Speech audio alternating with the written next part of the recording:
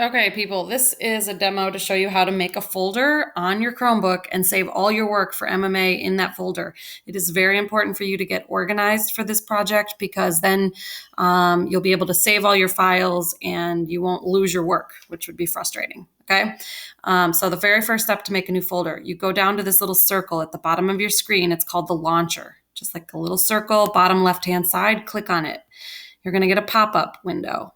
Right now, you're going to find the icon that says files with the little blue folder. Click on that. Here we go. Here are all your files. If you've never made a folder, you won't have a folder on this side. It'll just say downloads.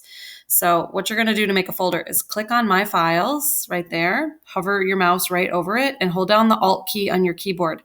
The Alt key is right next to your space bar. Look down, hold down Alt, keep it holding down while you click on My Files.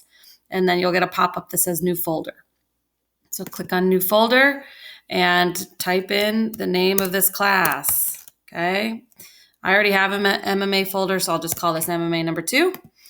And now if I look in my MMA folder, you're gonna notice I've already done a lot of work on my project. So every time I do something, I'm gonna save that file in this folder. So right now I have my video that I recorded, my MP4 video. I have my converted GIF file, which was the next step.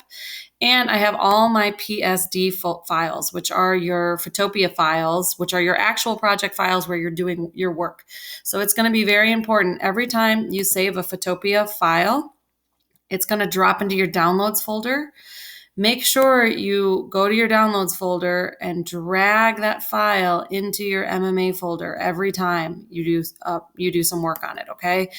That way, when you take a little mini vacation, you fall asleep, you're not doing work, and you decide to come back to your project, you know it's always going to be saved, the latest version, in your MMA folder. All right, so that's why it's important to have this folder for you, and you're going to be less likely to lose your work. Okay.